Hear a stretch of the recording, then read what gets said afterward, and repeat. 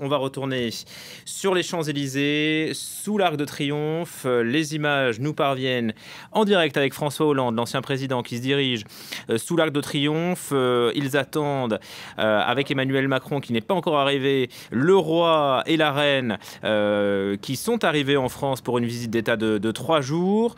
Après leur arrivée à Orly, ils se sont engouffrés, on l'a vu avec Bruno Darroux, dans une Bentley Royale, voiture donc britannique, et sont actuellement en route sous l'Arc de Triomphe, où se tiendra une cérémonie avec Emmanuel Macron et avec Brigitte Macron. Ils doivent y raviver la flamme du soldat inconnu.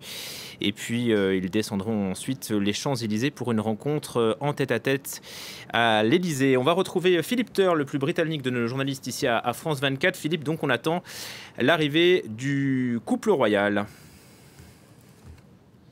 Oui, qui doit arriver sous peu.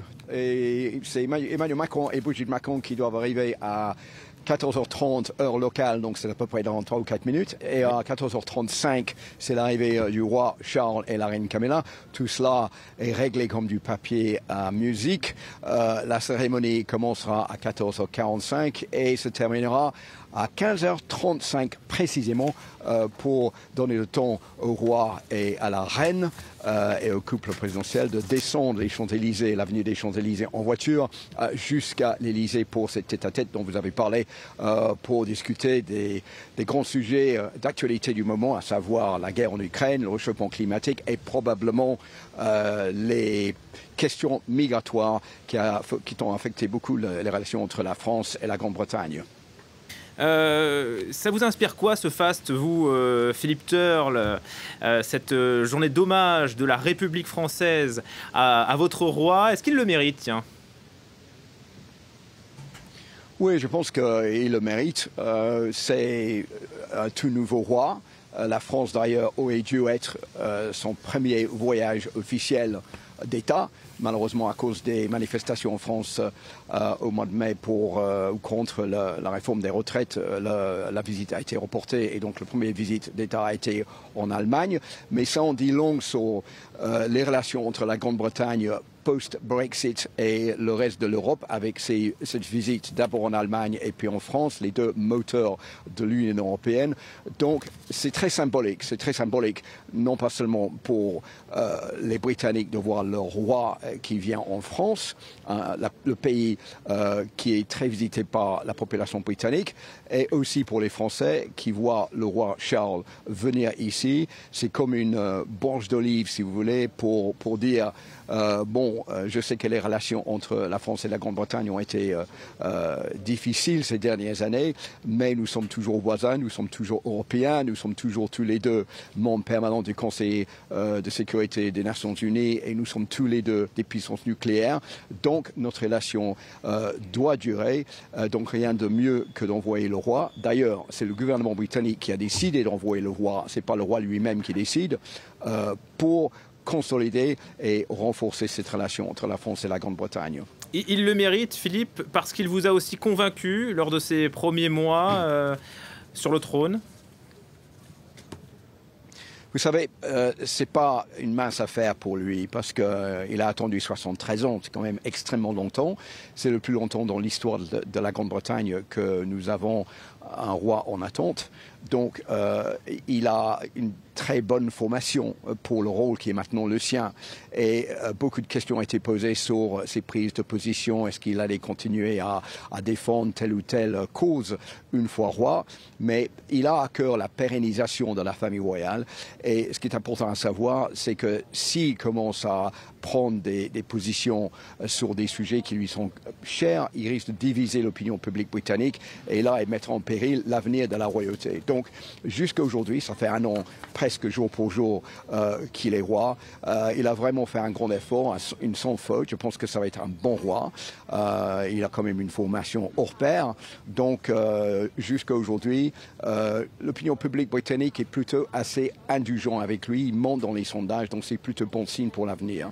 Voilà, so far so good, tout va bien, pas de faux pas pour l'instant. Merci beaucoup Philippe Turle, je crois que la chaîne anglophone de France 24 vous attend. Notre autre envoyé spécial, Sylvain Rousseau sur les Champs-Élysées nous a rejoint. Sylvain, vous êtes en direct, donc l'Emmanuel Macron est attendu avant l'arrivée du roi Charles III et de son épouse.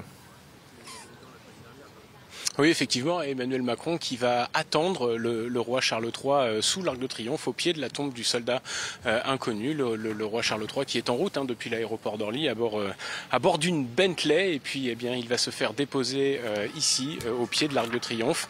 Les deux hommes vont ensuite raviver la flamme de cette tombe du soldat inconnu. Ils vont déposer une gerbe, les hymnes français et britanniques seront joués, il y aura un passage en revue des troupes, et puis eh bien, ensuite l'avenue la plus belle avenue du monde sera survolée par les avions de la patrouille de France ainsi que de leurs homologues britanniques, la Red Arrow. Ensuite, eh bien, il y aura un entretien en tête-à-tête entre le roi Charles III et Emmanuel Macron à l'Elysée. C'est prévu à 16h. Un entretien où il sera question de climat, de biodiversité, mais également d'intelligence artificielle pour préparer un important sommet sur le sujet qui se tiendra dans quelques semaines à Londres. Et puis ensuite, eh bien, ça sera le clou du spectacle, si l'on peut dire, ce dîner fastueux au château de Versailles, ce moment où le roi Charles III eh bien, marchera sur les pas de sa mère, qui avait été reçue plusieurs fois à Versailles. La première fois, eh bien, c'était en 1957, invité par le président de l'époque, René Coty. Voilà, l'Arc de Triomphe, on le voit, qui est entouré de plusieurs unités militaires. Sylvain, ça reste une cérémonie très militaire. Oui, en tout cas en ce qui concerne la partie autour de l'Arc de Triomphe, bien sûr, puisque les troupes seront passées en revue. Il s'agit de raviver la tombe du soldat inconnu. C'est un soldat dont on ignore le nom, qui est mort lors de la Première Guerre mondiale. Et c'est aussi quelque chose de très symbolique pour le roi Charles III et pour Emmanuel Macron, puisque, eh bien, on le dit depuis tout à l'heure, les liens ont été très distendus, même s'ils commencent à se renouer entre la France et la Grande-Bretagne, notamment depuis le Brexit. Mais il y a eu également d'autres choses, notamment le mois de mars dernier, lorsqu'au dernier moment, eh bien, compte tenu du climat social qui régnait dans le pays suite à la réforme des retraites, il avait fallu repousser en dernière minute ce qui devait être la première visite de Charles, pas encore couronné d'ailleurs à l'époque. Ça devait être sa première visite à l'étranger. Il avait choisi la France et ça avait été un petit peu une humiliation pour la France. En tout cas, c'est comme ça que la presse et l'opinion publique en Grande-Bretagne l'avaient perçu. Eh bien, c'est l'occasion aussi de rappeler sur cette tombe du soldat inconnu que, eh bien, lorsque ça compte, dans les heures les plus sombres, eh bien, la France et l'Angleterre sont des alliés indéfectibles. Et on vient de voir plusieurs voitures qui remontent les Champs-Élysées en direction de l'Arc de Triomphe. On imagine que c'est Emmanuel Macron. Les Champs-Élysées interdites à la circulation. On a également aperçu plusieurs voitures qui remontent Emmanuel Macron qui devrait arriver donc d'une minute à l'autre.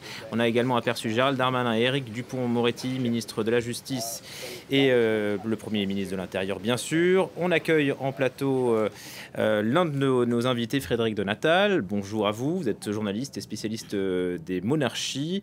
On va suivre donc cette édition spéciale ensemble également avec Bruno Darou qui nous a rejoint. Emmanuel Macron donc devrait arriver d'une minute à l'autre sous l'Arc de Triomphe pour présider cette cérémonie.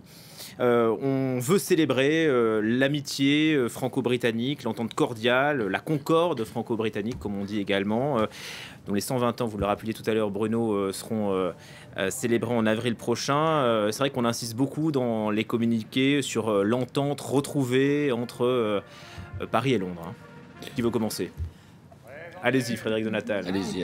Eh bien, écoutez, oui, effectivement, c'est un voyage très diplomatique qui va permettre de réaffirmer nos liens avec la Grande-Bretagne, qui ont été quand même quelque peu distendus depuis le Brexit. La France ne s'y attendait pas en 2016 et l'a pas très bien apprécié non plus.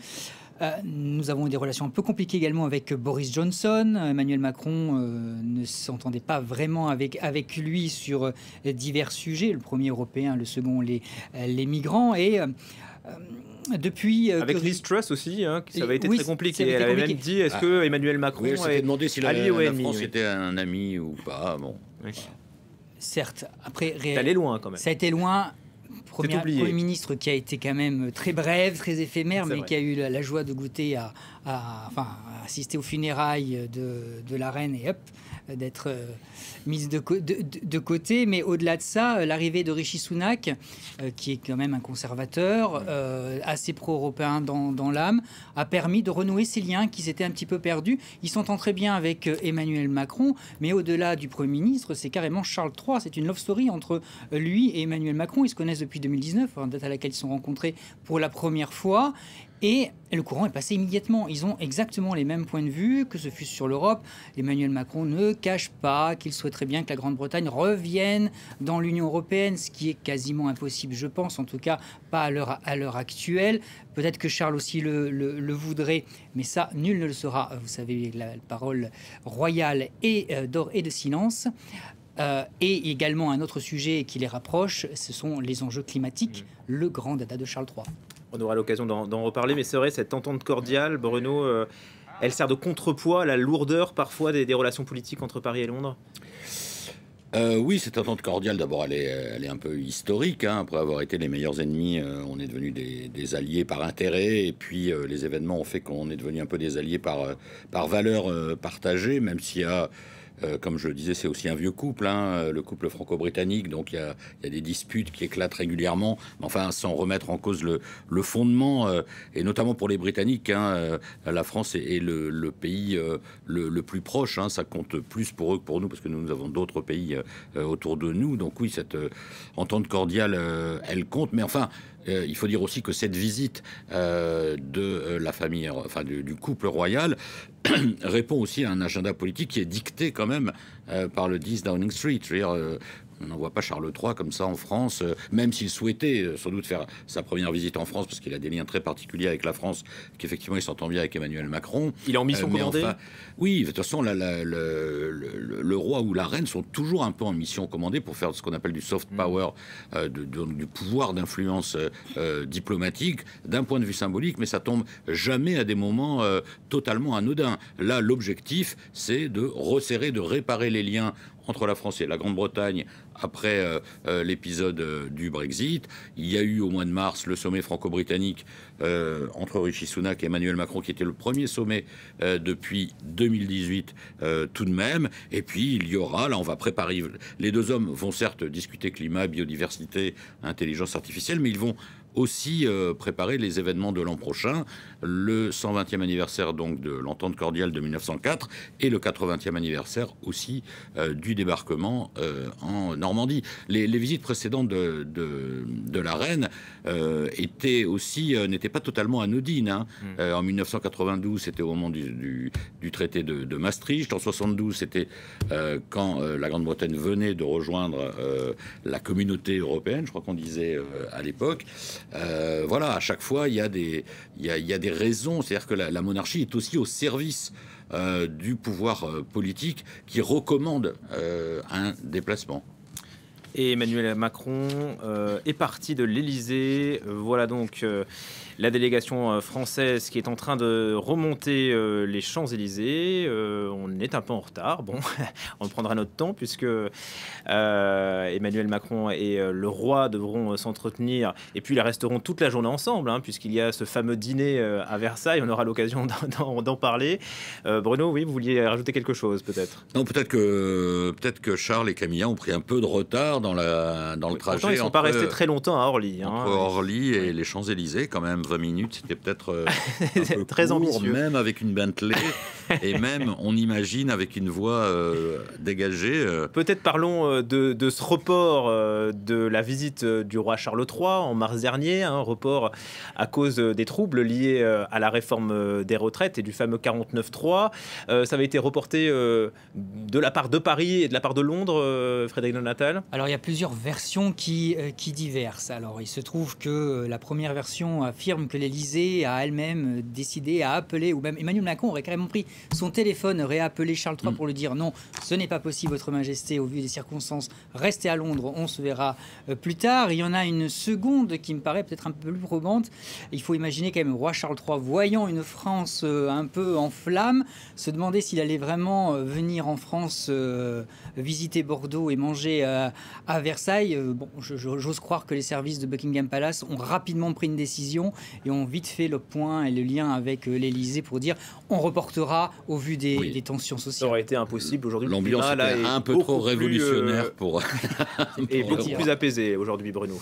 Oui, aujourd'hui, tout est apaisé.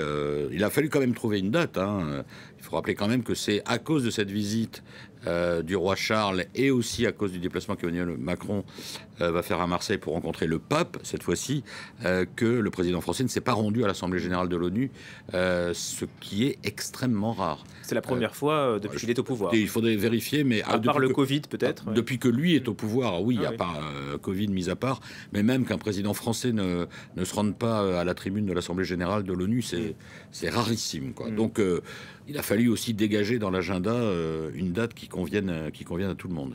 Qui a le plus à gagner diplomatiquement entre le roi et le président de la République? Un peu les deux? Les deux, parce que c'est quand même la question européenne qui est au centre de cette visite avant tout, et tous les enjeux qui en découlent derrière. C'est-à-dire que vous avez, on le disait tout à l'heure en introduction, il va y avoir des discussions sur le Sahel, au-delà de l'Europe, sur les enjeux climatiques, qui sont quand même quelque chose d'excessivement important pour Charles. Il en a fait véritablement un des credos de son règne. Emmanuel Macron vient d'arriver avec Brigitte Macron, excusez-moi Frédéric de Natal, je vous redonne la parole dans un instant. Voilà donc l'avancée du couple présidentiel sous l'Arc de Triomphe et donc l'arrivée de Charles III devrait être imminente. Allez-y, je vous en prie. Et donc de l'intelligence artificielle, et au-delà de ça, effectivement, c'est vraiment resserrer ces liens qui se sont distendus. Donc les deux ont gagné, en fait, quelque part. Et puis, c'est une belle leçon de diplomatie. Puis ça remet un petit peu les choses au centre. La France se remet au niveau de l'échiquier international qu'elle avait un petit peu déserté ces derniers temps, ou du moins qu'on lui reprochait quelque part de ne pas savoir gérer les choses. Et en même temps, bon, il faut un petit peu d'apaisement en France. Et je pense que comme la monarchie fait rêver en ces temps difficiles d'inflation, eh bien, voilà de quoi rêver avec l'arrivée du Charles. C'est une interprétation. Certains pourraient dire, bah voilà, il y a peut-être un décalage aussi entre le faste et l'inflation dont connaissent les Européens. Au risque de me faire plus royaliste que le roi, on va tout de même pas recevoir un chef d'État, parce que je rappelle quand même que le monarque britannique est un chef d'État. Il n'est pas là que pour les chrysanthèmes non plus. On va pas le recevoir dans un boui-boui local. Donc, il y a un minimum de faste. Et puis, Versailles, ce n'est pas à la demande d'Emmanuel Macron, ce n'est pas sa proposition, c'est le roi qui a demandé à vouloir dîner dans la Galerie des Glaces parce qu'il entend rendre hommage aussi à sa mère, qui y a été 3 fois de suite, en 1948, en 1957, comme le disait votre reportage avec René Coty, vous savez, notre Raïs à nous, comme disait OSS 117, et le président Pompidou. Visite qui avait fait crisper un petit peu d'ailleurs parce qu'il avait manqué au niveau du protocole. Mais il y a véritablement on a la Bentley là qui est en train de remonter, qui n'est pas encore sur les champs. Voilà, elle est arrivée, elle a tourné sur les Champs-Élysées, la Bentley avec le fameux volant à droite, mais on roule au milieu, qui remonte les Champs-Élysées donc le roi Charles III va rejoindre dans un instant Emmanuel Macron et son épouse. Emmanuel Macron, peut-être Bruno Darroux, qui a voulu dégonfler toute polémique sur cette visite à Versailles. C'est le roi qui a choisi ce lieu en hommage à sa mère. Oui, et puis de toute façon, Emmanuel Macron assume totalement d'utiliser, certes, ce très beau palais royal comme un fleuron de la République quand elle veut honorer ses hôtes, parce qu'encore une fois, il n'y a pas que les rois et les reines, enfin spécifiquement la famille royale britannique qui a reçu à Versailles. Il y a eu des sommets, Vladimir Poutine a été reçu à Versailles. Donc voilà, Emmanuel Macron, il dit qu'il faut un peu à la fois utiliser ce trésor national et puis ne pas à chaque fois penser que quand on reçoit quelqu'un à Versailles, c'est que à nouveau on lorgne du côté de la royauté. Ça reste un outil diplomatique. Ça voilà, c'est devenu un outil diplomatique pour le prestige de la France. Bon, même si là, évidemment, c'est un peu plus compliqué puisque c'est un roi qui se rend dans cet ancien palais royal. C'est plus compliqué que quand c'est un sommet avec les start-up innovantes ou quand c'est Vladimir Poutine qui est reçu. En 2017, donc ça fait toujours un peu ressurgir la polémique. Mais franchement, la polémique n'a pas été non, c'est vrai, énorme. Finalement, l'opposition est restée plutôt timide. solide. Un vrai faux débat, mis à part quelques députés issus d'un certain mouvement qui se sont un peu excités sur les réseaux sociaux. D'extrême gauche, oui. Voilà, pour ne pas la citer. La France dont Nathalie Insoumise. La Arthaud. France Insoumise, Oui, voilà. absolument. Après, il ne faut pas non plus oublier que la République occupe à l'heure actuelle tous les palais de ses anciens monarques. Le palais de l'Élysée appartenait à la marquise de Pompadour, Matignon appartenait à la famille royale de France.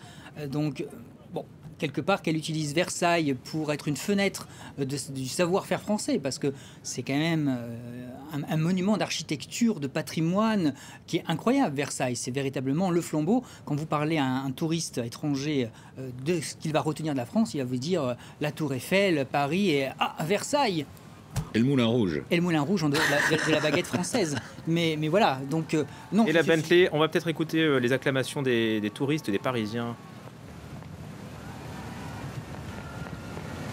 Voilà, les touristes. Et oui, parce que c'est un défi. Le public est autorisé à assister à ces cérémonies. C'est un défi pour Charles III. Hein. La reine Elisabeth était extrêmement populaire en France. Lui est très connu, évidemment, depuis le temps, puisqu'il est resté prince de Galles très longtemps. Il a un lien très particulier avec la France. Je crois qu'il s'est rendu plus d'une trentaine de fois en France. 36e déplacement officiel. Tout à fait, voilà. Le premier datant de 1968. Voilà, donc il est très connu, mais enfin, il n'était pas très populaire jusqu'à son accession au trône. C'était un peu la même chose en Grande-Bretagne. Visiblement, en Grande-Bretagne, les sondages ont très favorablement évolué pour lui. Voilà, ça va être un peu le test. What about France? Voilà. Que se passe-t-il avec la France? Eh bien voilà, c'est la première rencontre de Charles III en tant que roi avec la République française et l'opinion publique française.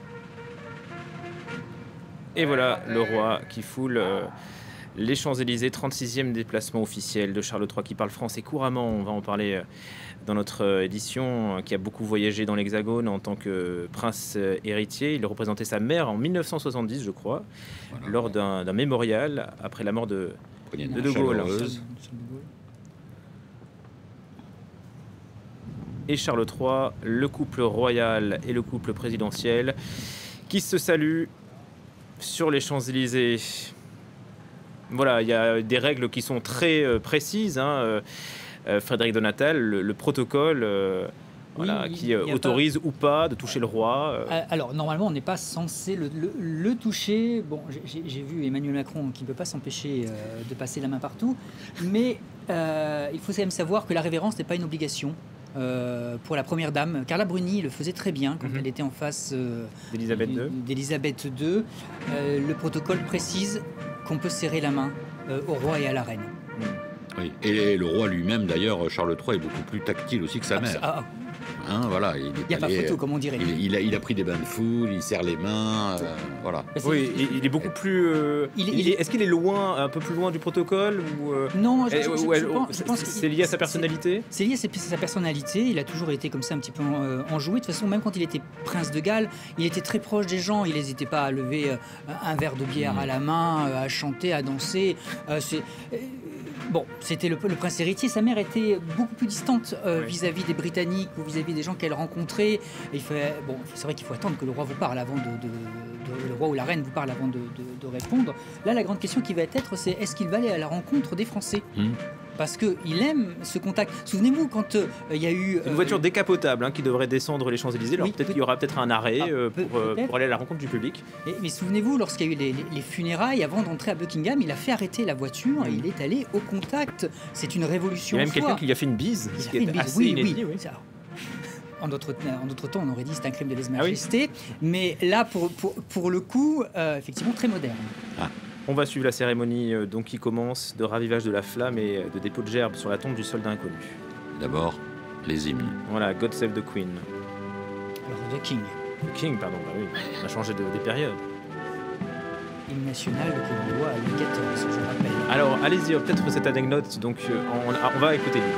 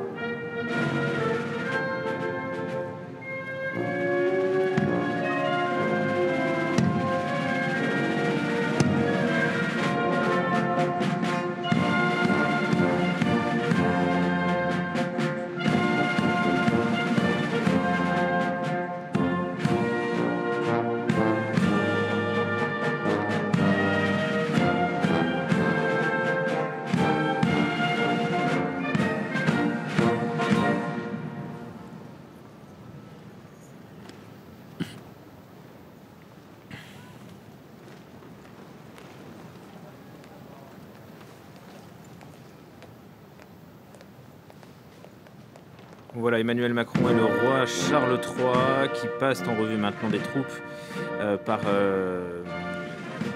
sous l'Arc de Triomphe, pardon. On a entendu la Marseillaise et God Save the King, hymne britannique, Frédéric de Natal, qui remonte à 1686, qui a une histoire bien à elle, c'est ça? Oui, alors que l'on doit au royal séant de Louis XIV, figurez-vous, c'est un petit peu scabreux, mais l'histoire est véridique. Eh bien, il faut savoir qu'à l'époque, notre pauvre Louis XIV se fait une déchirure anale. Il faut l'opérer de toute urgence. C'est la première fois qu'on va pratiquer cette opération sur le roi. Autant vous dire que le chirurgien devait avoir certainement peur de finir aux galères s'il ratait la chose. Et Madame de Maintenon, qui voulant plaire au roi qui souffrait atrocement dans son lit à Versailles, eh bien, décide d'aller voir Lully et lui dit « Mais il faut composer une hymne pour apaiser les tourments du roi. » Et nous voilà donc avec « Dieu sauve le roi ». Tout est dit dans la phrase.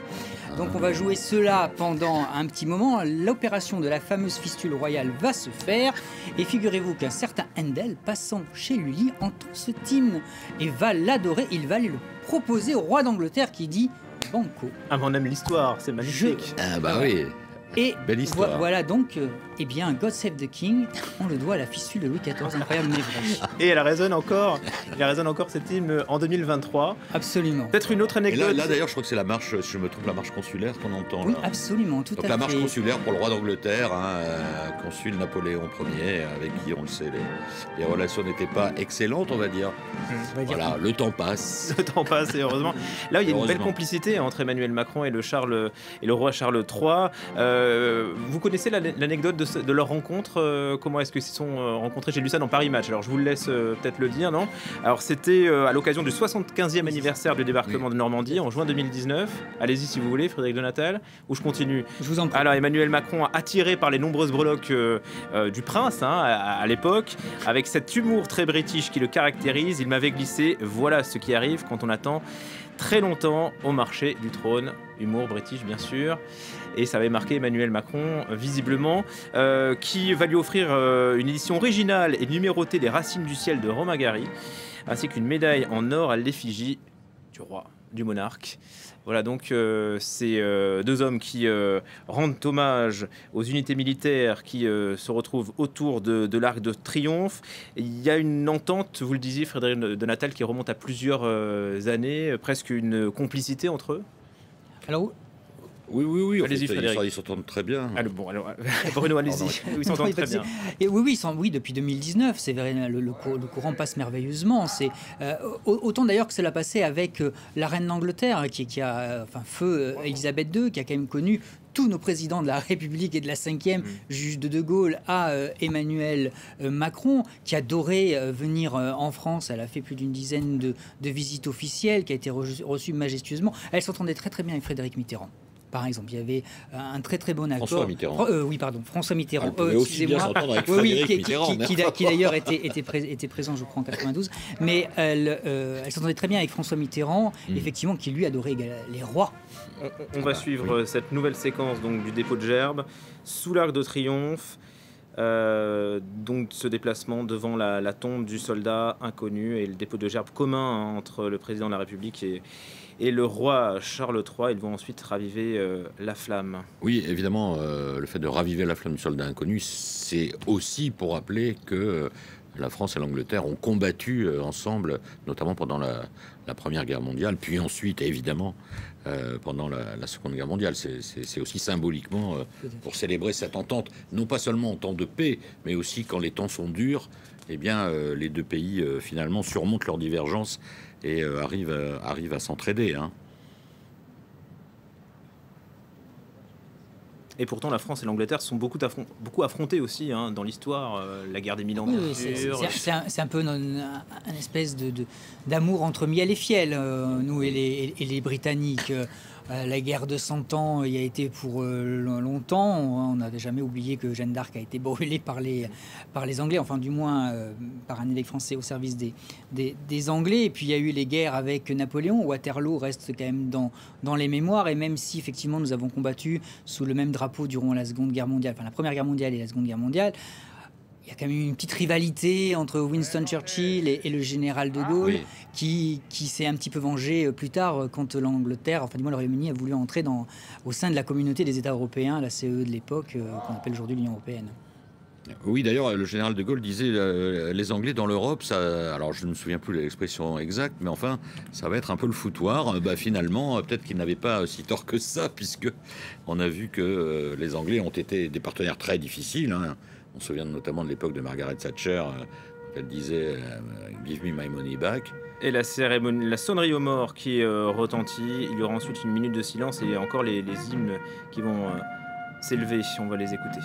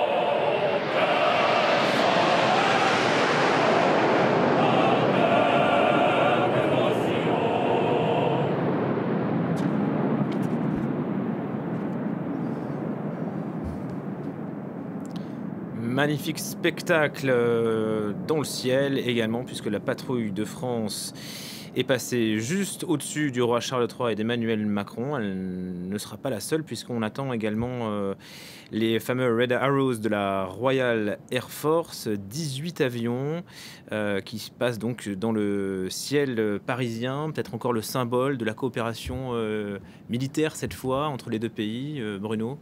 Oui, une coopération militaire qui se porte relativement bien, qui a été un peu relancée d'ailleurs au dernier sommet franco-britannique, donc qui a eu lieu au mois de mars à l'Élysée. C'est à la fois pour rappeler cette bonne coopération militaire, et puis c'est aussi évidemment un rappel historique de la manière dont les deux armées ont coopéré dans le passé récent, notamment évidemment au XXe siècle. Frédéric Jonathan. Oui, après, la coopération militaire, effectivement, j'aurais rien d'autre à ajouter, mais qui a été dit. Moi, ce que je remarque surtout, c'est l'émotion qu'on a pu voir transparaître sur le visage du roi. On a senti qu'il y avait quelque chose. Donc, a-t-il songé à sa mère? Bonne question. A-t-il songé à son père? Parce qu'il ne faut pas oublier quand même que le duc d'Édimbourg, Philippe, était très proche des régiments militaires. Il a fait lui-même son service dans la marine. Il a excellé durant la Seconde Guerre mondiale. C'est l'uniforme qui a plu à la jeune Elisabeth II, qui avait à peine 14 ans à l'époque quand elle l'a rencontré. Et puis le God Save the King chanté en pleine République, je trouve que ça manque pas de piquant quelque part. C'est vrai. Sylvain Rousseau, vous êtes sur place, vous avez bien de la chance. C'est vrai que les Parisiens et les touristes sont gâtés. Cette cérémonie est très réussie. Oui, une cérémonie très très solennelle. On a vu vraiment donc Emmanuel Macron et le roi Charles d'abord passer les troupes en revue, écouter les hymnes, raviver la flamme, tout ce qui était prévu au programme. Le clou du spectacle finalement, eh bien, ce n'était pas forcément le passage du roi Charles, c'était vraiment cette image des avions de la patrouille de France suivis immédiatement derrière par leurs homologues de la Royal Air Force, les Red Arrows, des couleurs, 3 couleurs, bleu, blanc, rouge. C'est un peu l'avantage aussi lorsqu'on partage les mêmes couleurs. Lorsque les deux patrouilles peuvent faire du bleu, blanc, rouge, c'est beaucoup plus facile de mettre les avions les uns à la suite des autres que s'il fallait tout mélanger. Mais effectivement, le bruit, ces avions tout rouges qui suivaient vraiment de très près les avions de la patrouille de France, le son de ces avions qui a déchiré le ciel parisien, c'était effectivement magnifique et tout le monde a retenu son souffle, tout le monde a regardé. Après, c'est surtout maintenant dans la descente vers l'Élysée, eh bien que les badauds, que les touristes qui sont sur le bord de la route, sur le bord des Champs-Élysées, vont pouvoir vraiment observer ce qui va se passer. A priori, la voiture, ce sera une décapotable. Et puis, eh bien, cela va prendre également plus de temps. Le roi Charles et Emmanuel Macron vont mettre plus de temps, descendre lentement vers justement le palais de l'Élysée pour que, eh bien, ceux qui sont venus voir, soit par curiosité, soit pour vraiment rendre hommage au roi Charles, eh bien, puissent vraiment profiter du spectacle de la visite du monarque à Paris. Signature du livre d'or, salut des porte-drapeaux en ce moment même, salut du drapeau du comité de la flamme également, salut de l'étendard de l'Institution nationale des Invalides, et puis salut des délégations britanniques et françaises avant donc cette descente des Champs-Élysées. Dites-nous peut-être Sylvain comment ça va se dérouler. Le roi et le président seront côte à côte et leurs épouses seront dans une autre voiture, c'est ça ? Alors, ce qu'on sait, c'est que, eh bien, le monarque, le président seront accompagnés par la garde nationale, par la garde républicaine, 136 chevaux qui vont les escorter jusqu'à l'Élysée. Effectivement, le roi Charles et Emmanuel Macron devraient descendre côte à côte. Est-ce qu'il y aura un bain de foule? Est-ce que le roi Charles va aller à la rencontre des gens, du public qui est massé sur le bord des routes? Ça, eh bien, nous ne le savons pas encore. On sait que Emmanuel Macron est très friand de ce genre de bain de foule. On sait que le roi Charles aimait bien ça, lui aussi également, mais maintenant il est roi, c'est peut-être un petit peu différent, peut-être qu'il ne se le permettra pas. Nous verrons ça lors de la descente qui va commencer dans quelques minutes maintenant pour que les deux hommes se dirigent vers le palais de l'Élysée où ils auront un entretien en tête à tête, initialement prévu à 16h, mais il semblerait que nous soyons un tout petit peu en retard sur l'horaire. Effectivement, quelques minutes de retard. Voilà donc la cérémonie sous l'Arc de Triomphe qui se poursuit.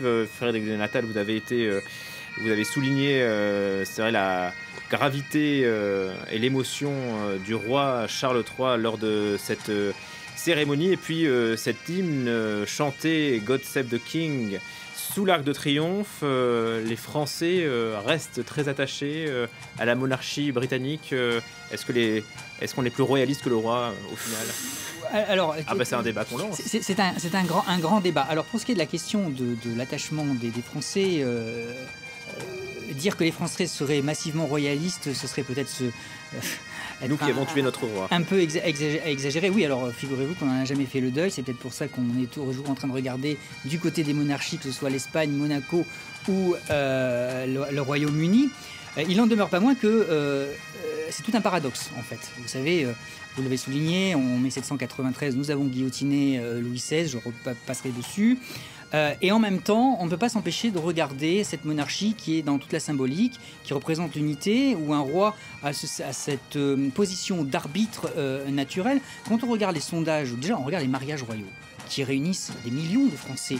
Donc il y a quand même quelque chose derrière qui laisse sous-entendre que les Français gardent une certaine fibre royale. On se passionne, on a fait rentrer cette famille royale britannique, pour ne citer qu'elle, dans nos familles. Elisabeth II est un petit peu la grand-mère de tout le monde. Quelque part, tout le monde la connaissait, elle a traversé 5 générations. She was the queen. She was the queen. Bah, elle était une icône internationale. Et puis quand on regarde un petit peu les chiffres, eh bien, on s'aperçoit quand même que les Français ont un sentiment d'attachement un petit peu perceptible. Alors je lisais en septembre 2022, Odoxa avait révélé que 38% des Français rêvaient de monarchie. Comme 38%. Quoi 38%. Alors, naturellement, dans les faits réels, un autre sondage de BVA en 2016 disait que 17% des Français souhaitaient le rétablissement de la monarchie, ce qui n'est quand même pas rien. Et puis, toujours chez les Français, 44% pensent que la royauté est intemporelle et parfaitement adaptée à notre siècle. C'est assez incroyable, ces chiffres. Et pourtant, ce sont des enquêtes d'opinion. Difficile de les faire mentir. Alors après, est-ce qu'on serait prêt à passer le cap? Rappelez-vous, en 2015, Emmanuel Macron avait dit « Il manque un roi à la France ».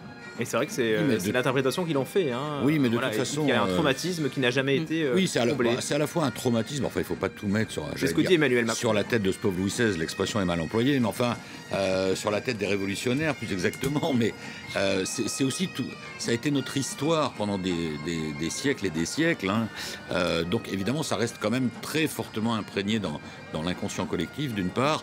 C'était aussi le temps de la grandeur de la France. Il y a eu d'autres épisodes ensuite quand même où la France aussi a été assez prestigieuse.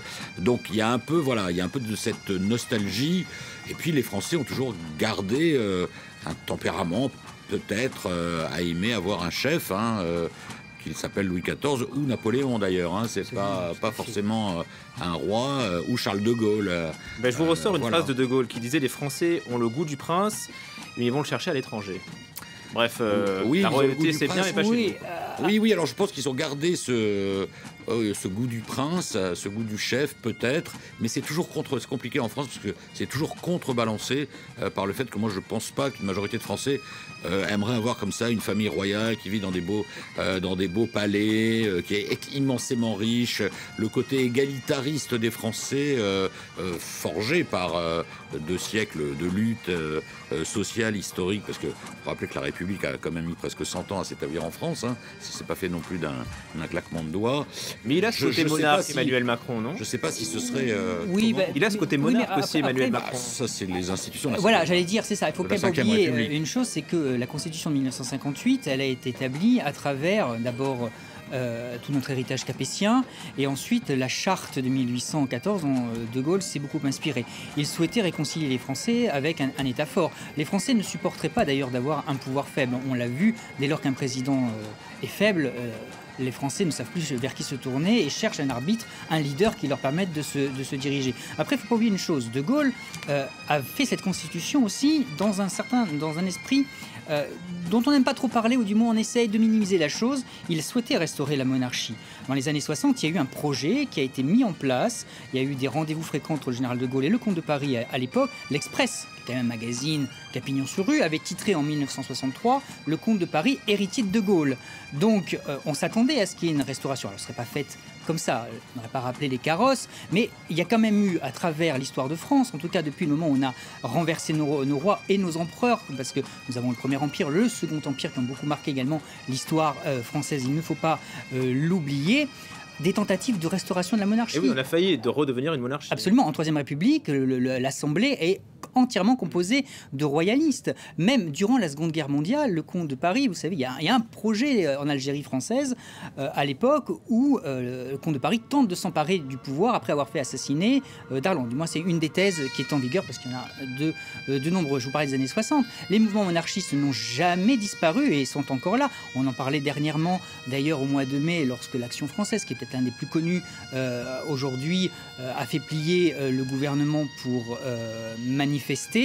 Et puis vous avez toujours des commémorations, mais au-delà de ça, vous avez le patrimoine français qui, lui, respire la monarchie.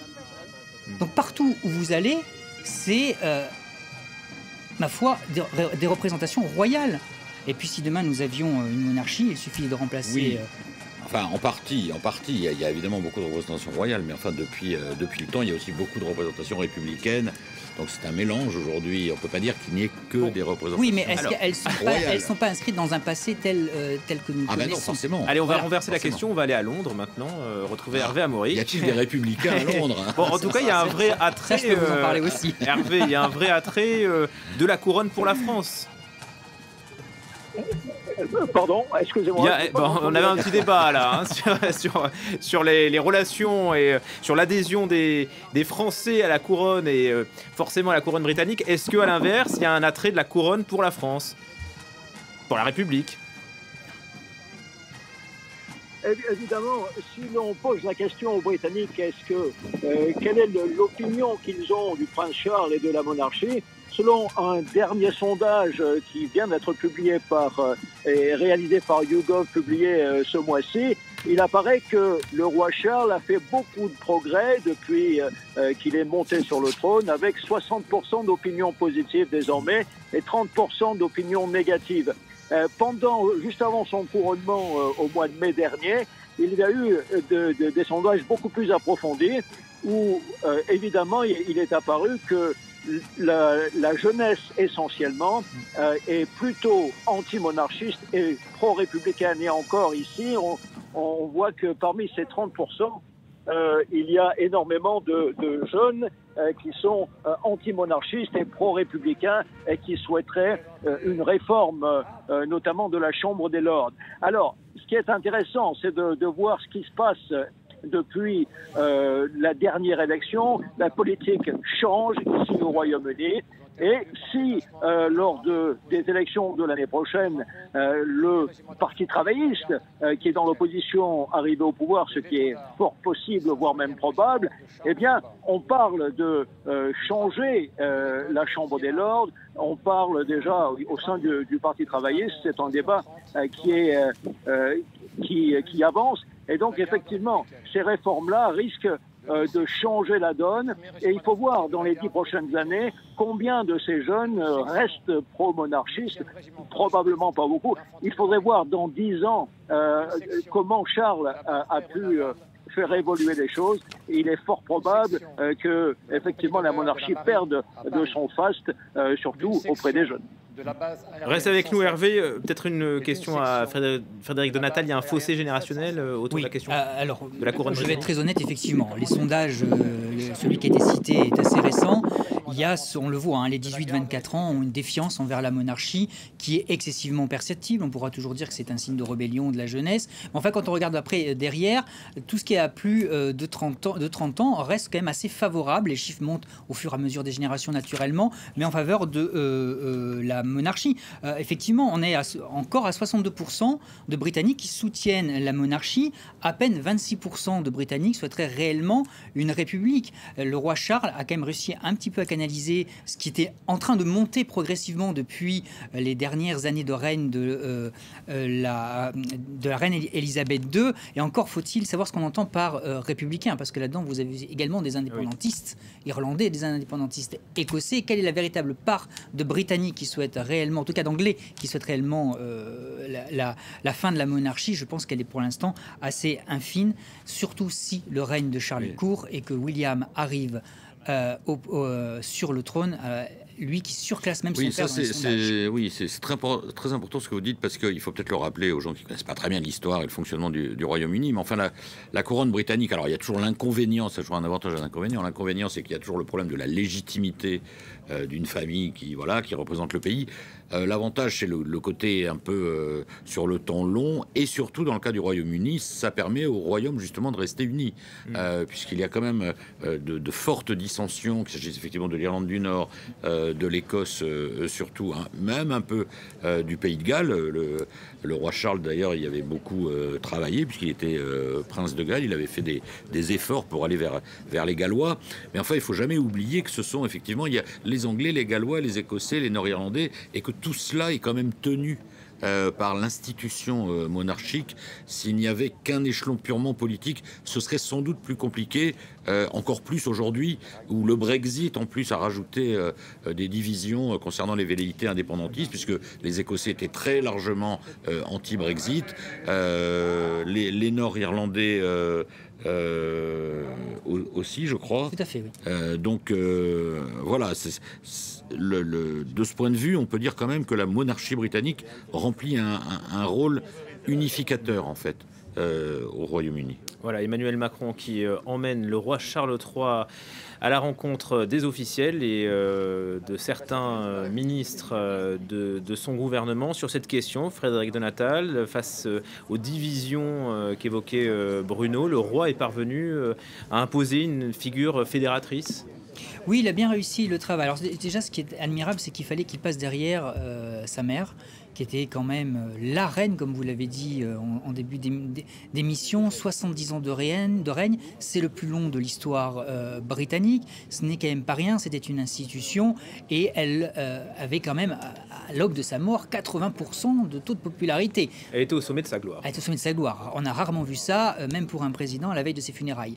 Elle a connu des périodes compliquées quand même, hein, oui, mais elle a su, notamment au moment de la mort de Diana. Elle a su rebondir parfaitement, et c'est aussi ça l'avantage de la monarchie, c'est de savoir s'adapter en tout temps pour pouvoir répondre à toute question. Aujourd'hui, on voit qu'il fait un très très bon travail, hein, puisque plus de 60% des Britanniques pensent qu'il fait a good job.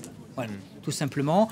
Alors, il a un peu peur à des moments parce qu'il a un peu débordé sur ses fonctions, puisqu'il n'est pas censé prendre position. On l'a vu recevoir Ursula von der Leyen. Parce qu'on connaît ses positions. Quand il était prince de Galles, on les connaissait. Oui, aujourd'hui, il est roi. Il est appelé à, vous savez ce que disait sa mère, never complain, never explain. Lui, il a pris un autre credo qui est changer pour que rien ne change. Je cite le comte de Lampedusa dans le Guépard.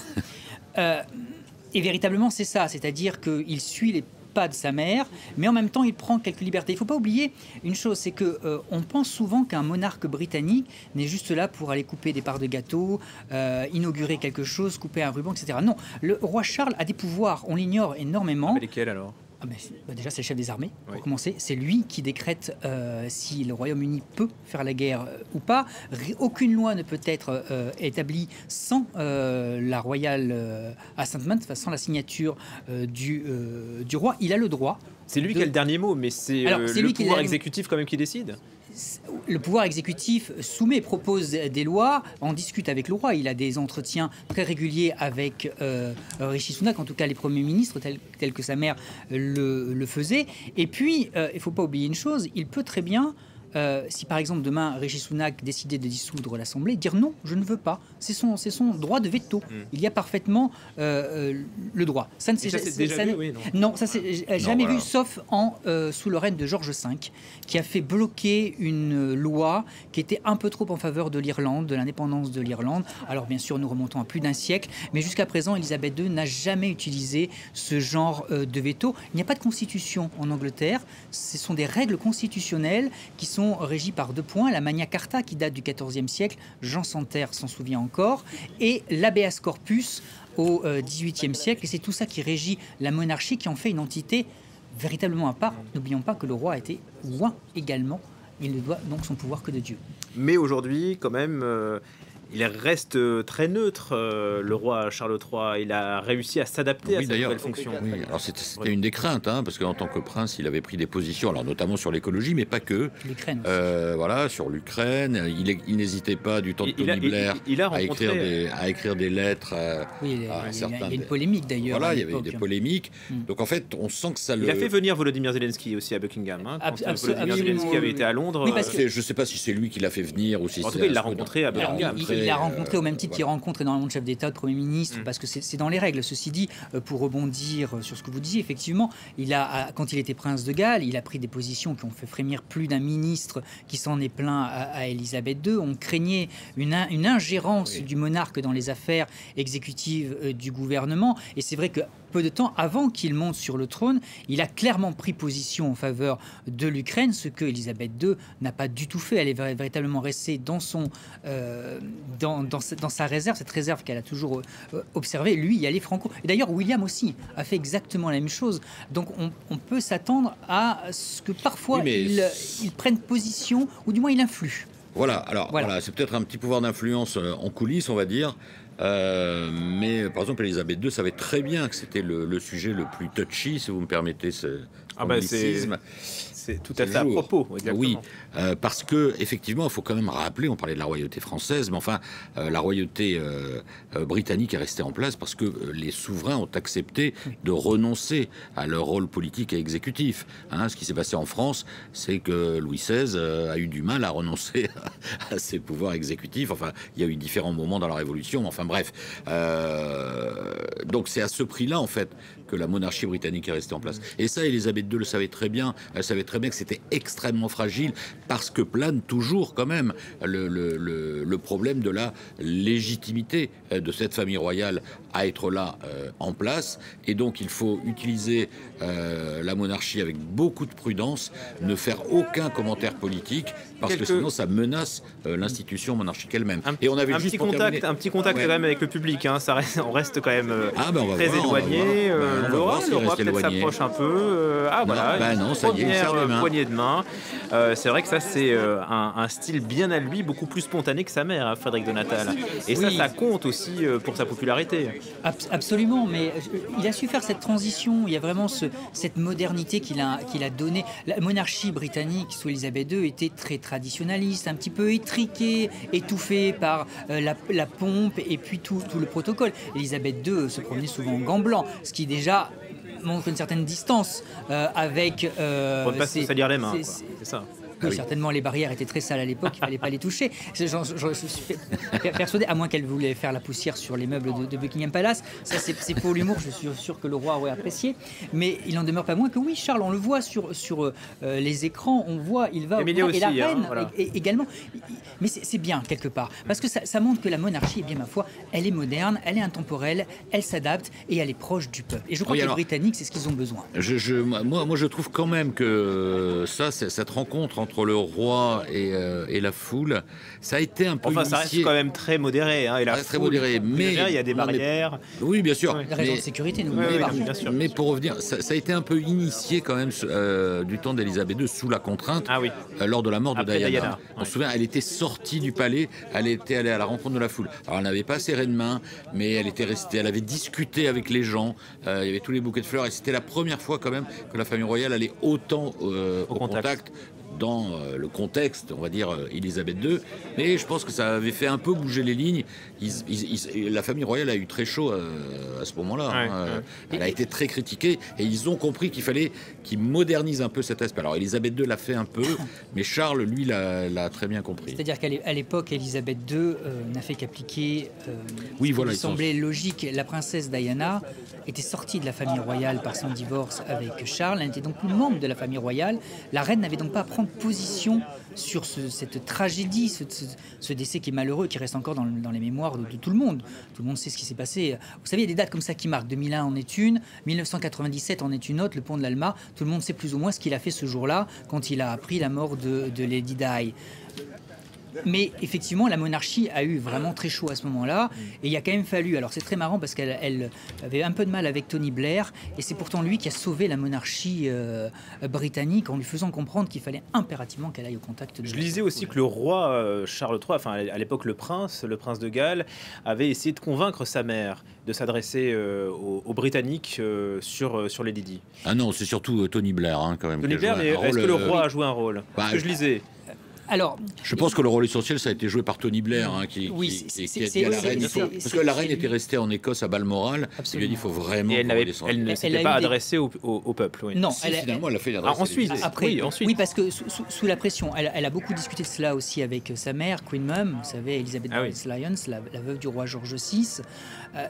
Tony Blair a fait des allers-retours à Balmoral plus d'une fois pour essayer de dénouer la problématique. Mais il y a eu ce qui a été dit dans la presse. Il y a eu la réalité derrière derrière les rideaux de Buckingham Palace, les rideaux des palais de la monarchie britannique. Charles n'a pas eu forcément autant le mauvais rôle qu'on le dit, et Philippe d'Édimbourg, certainement pas le beau-père méchant, parce qu'il faut savoir que c'est quand même lui qui a tenté de rabibocher Lady Diana et Charles, un mariage quand même en tant soit peu arrangé, il faut quand même avouer, notamment par la reine-mère à l'époque. Et au final, le fait qu'elle aille au contact, qu'elle prenne la parole, finalement a réussi à sauver les meubles, comme on dit. Et Emmanuel Macron et le roi Charles III se sont engouffrés à bord d'une Citroën DS7 qu'on pensait découvrable. En tout cas, elle est découvrable, mais elle n'est pas décapotée pour l'instant. Estampillée République française. Et voilà, quelques signes de la main au public de la part du roi. La reine et Brigitte Macron, elles sont dans un autre véhicule derrière. Ils quittent l'Arc de Triomphe donc pour l'Élysée, une petite distance, 1,5 km, avec les Parisiens et les touristes qui sont de part et d'autre de l'avenue, et les chevaux, voilà, donc que Sylvain Rousseau nous annonçait, qui attendent donc les voitures. 136 chevaux de la garde républicaine en tenue d'apparat sont les mêmes qui sont sortis pour le 14 juillet, figurez-vous, Bruno. Et le public donc peut s'approcher des barrières, avec bien sûr les questions sécuritaires qui sont... Voilà, là, on voit surtout des motos. Voilà les chevaux. Oui, voilà, les chevaux qui sont devant les voitures. Donc on ne sait pas si cette descente des Champs-Élysées se fera au pas de charge ou est-ce qu'ils prendront leur temps. Voilà, ils prennent leur temps.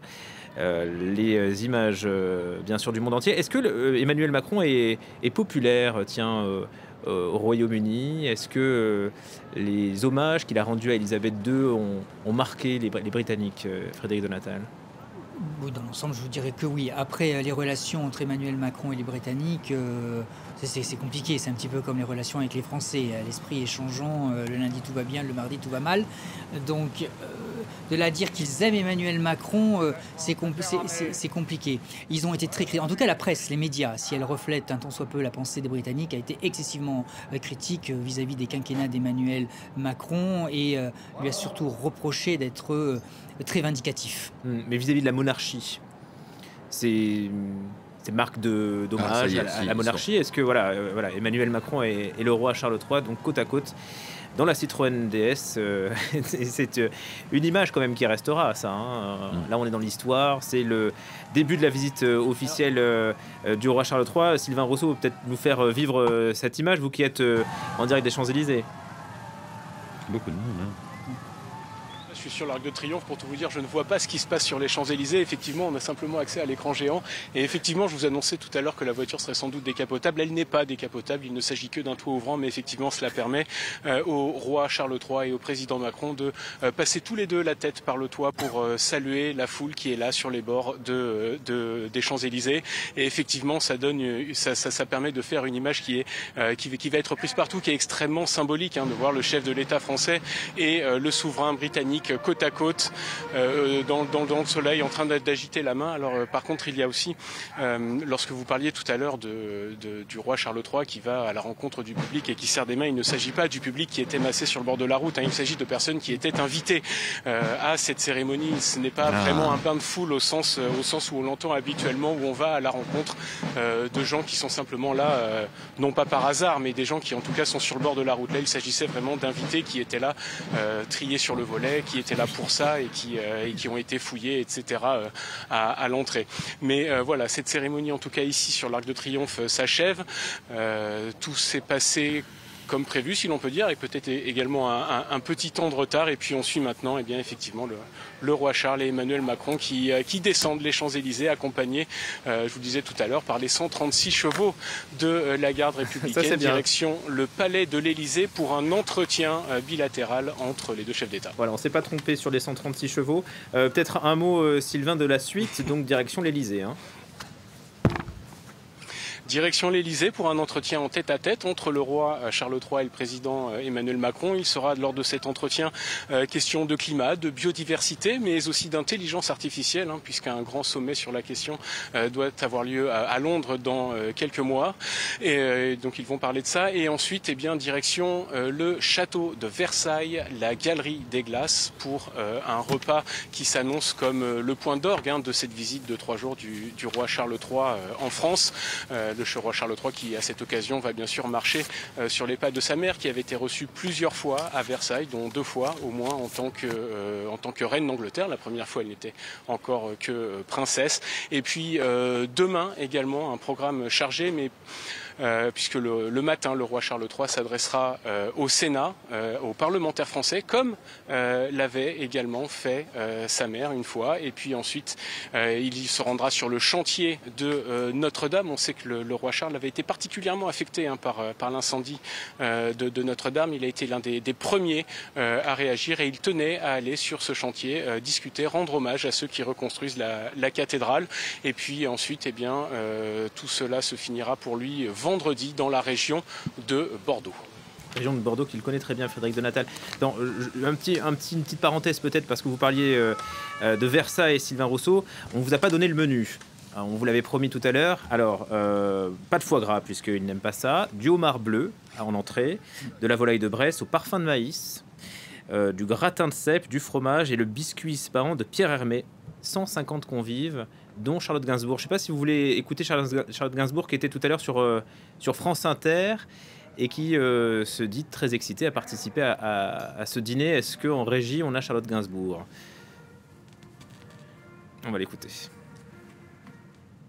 Alors, c'est compliqué, les origines. Pour moi, je me sens à la fois anglaise, française, bien sûr, mais c'est un mix. Et quand on a enterré ma mère, c'était... À l'église? Ouais, c'était des hymnes anglais. Je me suis dit, mais j'ai quand même un petit peu de ça aussi. Et le prince Charles qui arrive à Paris? J'y vais. Vous allez au dîner royal? Ce soir. C'est pas vrai? Je suis invitée. Vous allez à Versailles? Ouais, j'ai mis une robe longue et tout. Ah oui, vous allez. Ouais, je joue le Ça jeu vous à excite fond. un peu de À rencontrer fond. le roi? Aujourd'hui, je me suis dit, c'est mon père et ma mère qui se battent. Est-ce que je vais aller à son ouverture de musée ou est-ce que je vais voir le roi d'Angleterre? J'ai choisi aujourd'hui le roi d'Angleterre. On va peut-être enlever la casquette. C'est vraiment je pense que ça passera pas à Versailles. Non, ça passera pas du tout, je vous le confirme. C'est vraiment le summum, ça, en termes de cérémonie, en termes de savoir-faire, de réception, quoi, Versailles. Ça va être excessivement fastueux. Après, pas oublier aussi que Charles III va retrouver un peu ses racines, parce qu'on parle le truchement de quelques généalogies, et figurez-vous qu'il descend de Charles VII en ligne droite. Donc il y a du sang français en lui, du sang écossais également. Il sera dans les pas de sa mère. Et je pense que, autant tout à l'heure on l'a vu devant l'Arc de Triomphe, l'émotion qu'il a étreint, je pense qu'au moment où il va s'asseoir et qu'il prendra la place que sa mère a eue avant lui, il aura certainement une pensée très émue. Pourquoi aller à Bordeaux vendredi? C'est important pour le roi?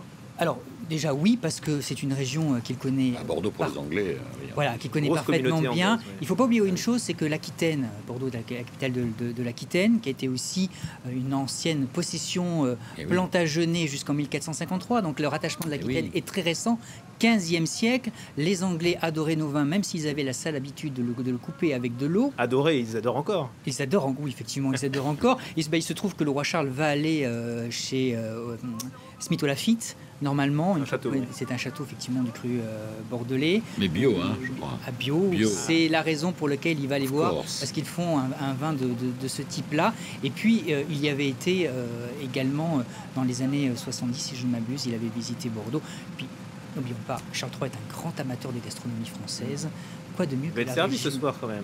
Il va être servi ce soir. Bien sûr, c'est un grand amateur aussi également de fromage. En 92, il avait pris quand même la défense du fromage français.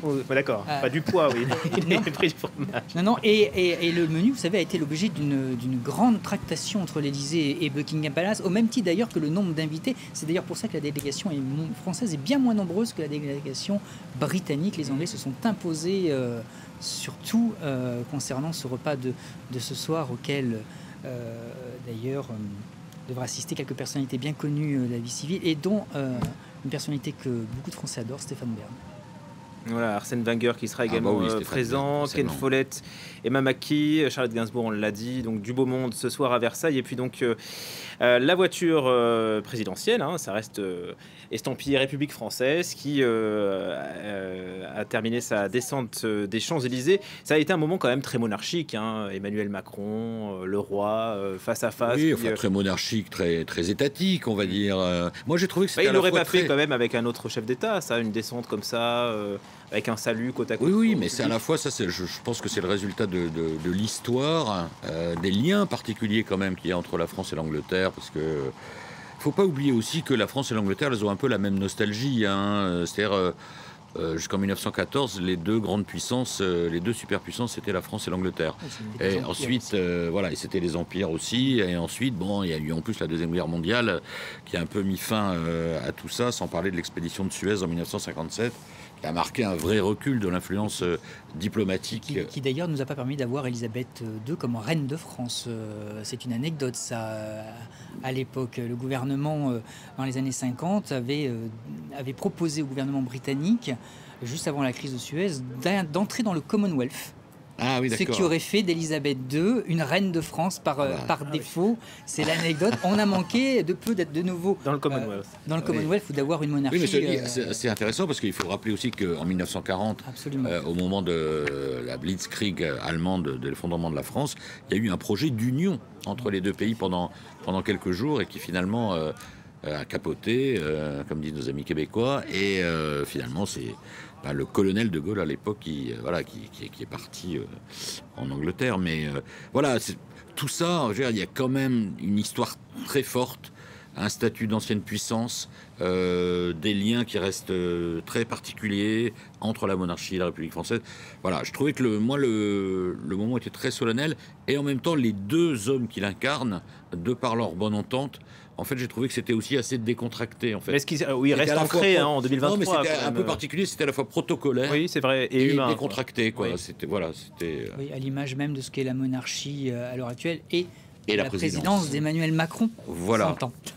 Peut-être un mot de Camilla, tiens, parce qu'on n'a pas parlé beaucoup, mais bon, elle va quand même jouer un rôle pendant cette visite d'État. Brigitte non plus. Et Brigitte non plus, mais Brigitte sera beaucoup avec Camilla. Elle va la suivre, l'accompagner sur différents sites, voilà, notamment à la Bibliothèque nationale de France. Absolument. Oui. Demain, oui, il y a tout un agenda qui a été prévu pour la première dame de France, si tant est qu'on puisse reprendre cette expression très américaine, et la reine Camilla. Bon. Il faut dire que les épouses du président de la République et du roi n'ont pas à entrer dans le champ politique, en tout cas des réunions qui vont être mises en place. On sait que Brigitte est assez proche de Camilla. Camilla parle un très bon français également. Donc les discussions devraient aller bon train. En tout cas, c'est un moment un petit peu de rêve. Je crois qu'on en a tous besoin, quelque part, de cette solennité, de cette beauté. Et puis, ça ne coûte pas cher, quelque part. Ça dépend pour qui. Non, mais de cette proximité aussi. Et puis on peut rappeler aussi que toute cette histoire complexe et très ancienne, mais s'inscrit aussi quand même dans des valeurs partagées, notamment en termes de démocratie. Évidemment, on ne ferait pas ça avec tout le monde, mais c'est parce que là, nous avons les mêmes valeurs aussi. Quelle sagesse. Merci beaucoup, Bruno Darroux. Merci, Frédéric Donatal, de nous avoir accompagnés donc pour cette première séquence de la première journée de la visite d'État du roi Charles III. On se retrouve...